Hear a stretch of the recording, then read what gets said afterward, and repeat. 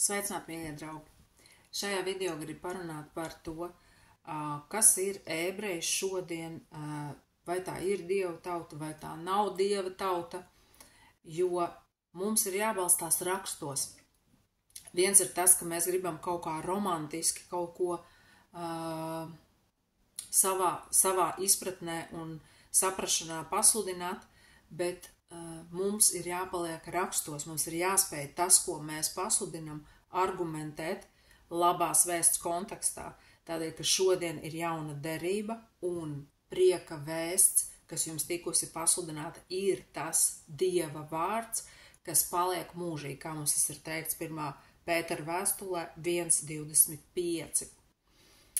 Un tātad, kas šodien ir ar ebrejiem? Kas tur ir un kas tur nav ar Izraēlu? Ar to, ka ir debesu Jeruzalem, ar to, ka ir zemes Jeruzalem. Mīļie, tas ir tas, ko saka raksti. Un daudzi saka tā, ka tie, kuri pasludina, ka šodien ir debesu Jeruzalem, pasludina to, ka Dievs ir atmetis savu tautu antisemītisma garā.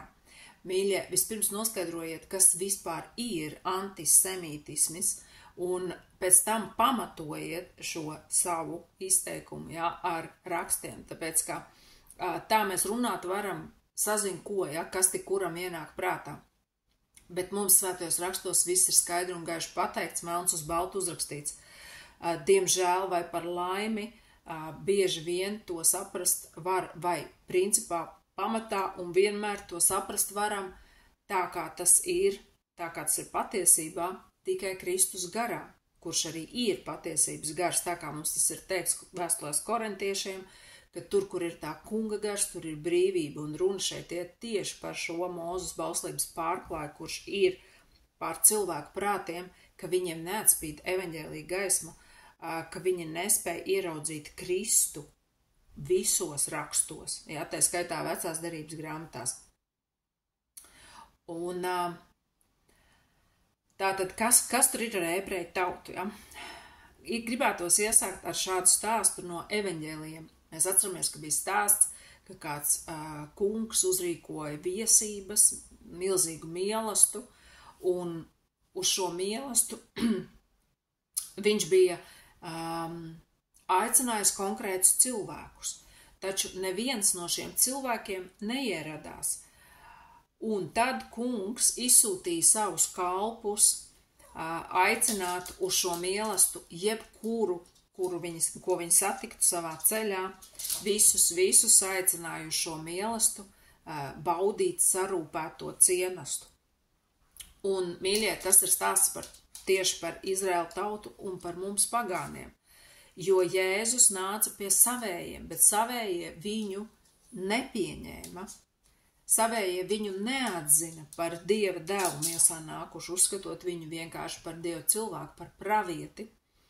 Un tāpēc šī te pestīšana ir tikusi mums, par ko mēs varam būt bezgalīgi pateicīgi.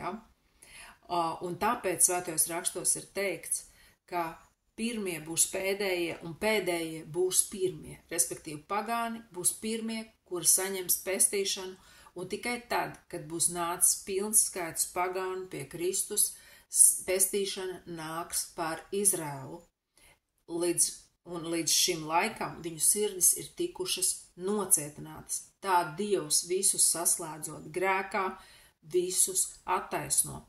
Bet atkal, tas nenozīmē, ka tikai tāpēc, ka kāds ir ebrejs, viņš noteikti saņems pestīšanu. Jūs saprotiet, šis ir mega svarīgi, jo šodien jaunajā derībā visi ir vienādi Dievu priekšā, neatkarīgi no tā, kādā tautā tu esi dzimis, kāda ir tava pagātne, kas ir tavā dzimtas kokā. Šodien pestīšana mums tiek dota un mēs to saņemam no Dieva žēlstības caur ticību un nekā savādāk. Svētajos rakstos teikts, ka neviens cilvēks netiks pestīts Dievu priekšā caur bauslības darbiem. Tātad, ja neviens, tas nozīmē, ka neviens, neatkarīgi no tā, vai viņš ir ebrejs, vai latvietis, vai krievs, tātad šie miesīgie parametri šodien vairs netiek ņemt vērā. Tas ir tas, par ko ir teikts šajā raksturvietā, kur teikts, ka Kristū vairs nav ne verga, ne brīvā, ne vīra, ne sievas, ne jūda, ne grieķa. Un patiesais jūds ir tas, kura sirds ir apgraizīta, kurš ir saņēmis šo sirds apgraizīšanu garā. Tas ir patiesais jūds, tātad debesu Jeruzalemes iemītnieks, iedzīvotājs. Un to, kad ir šī debesu Jeruzaleme un kad ir šī zemes Jeruzaleme, mums arī skaidri un gaiši raksti pasaka, mīļie, un mums tur nav jāizdomā jauna Amerika, ja? Tas ir tas, ko Dievs ir pateicis, Dievs tā ir nolicis to, jo pati Jeruzaleme, pati Izraela noraidīja pestītāju, ja?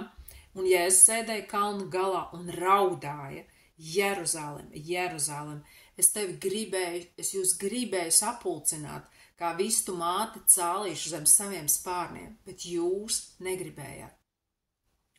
Un to, ka tā tas ir bijis, arī citās svēto rakstu grāmatās mēs redzam, ka Dievs vienmēr ir gribējis sapulcināt savu tautu, bet Dievu tauta Izraels, ja, kas uz šodienu ir zemes Izraela, noraidīja, gandrīz praktiski vienmēr noraidīja Dievu, ja, un viņa mīlestību, un viņa pat arī noteikums tai skaitā, ja. Un tā kā šobrīd tā situācija ir tāda, kāda viņi ir, tas nenozīmē, ka Dievs ir atmetis Izraelu, bet tas nozīmē, ka viņu sirds ir nocietināts līdz zināmam laikam, un ka pestīšanu šodien ticībā saņem pagāni. Un mēs esam aicināti nebūt par to lepniem, kā mums tas arī ir teikts, jo, ja mēs nepaliksim ticībā, mēs varam tikt izcirsti, bet savukārt viņi, kas ir dabīgais eļļas koks, var tikt uzpotēti Kristū, ja vien viņi nepaliks neticībā. Tātad viss šodien grozās ap ticību. Ticībā mēs saņemam pestīšanu nevis no bauslības darbiem, un tam nav nekāds sakars ar antisemītisma garu. Mīļie draugi, mums ir jāprot izšķirt šīs lietas un jāsaprot, ka tie, kas šādā veidā sludina, viņi kā reiz ir akli un viņiem nav atziņas pilnība, ja? Atziņas pilnība varbūt nav nevienam, bet ir kaut kādas pamatlietas, ja, mīļie draugi, kas parāda, vai cilvēks vispār saprot evaņģēliju, lai nav tā, ka aklais aklos ved un abi iekritīs bedrē. Aleluja, slava Dievam, pateicība Dievam par svētajiem rakstiem, mīļie draugi, lasiet rakstus, jautājiet Dievam, un mums ir jāsaprot pats galvenais, ka šodien šie miesīgie parametri, nekādi miesīgie parametri vairs nav tas, pēc kā mēs saņemam pestīšanu Kristū, un tā ir prieka vēsts, bet, protams, tikai priekš tiem, kuri pieņem šo vēsti, jo pārsvarā cilvēki, kuriem ir šī reliģiozā bagāža un tā tālāk, un vēl viņš pieder pie ebreju tautas, ja, viņš jau taču grib ar to lepoties. Saprotiet, tur jau ir tā problēma, ka miesa grib lepoties, bet Dievvvārds saka, ka neviens cilvēks netiks pestīts caur bauslības darbiem vai kaut kādiem miesīgiem parametriem, lai nekāda miesa nelepotos Dieva priekšā. Amen.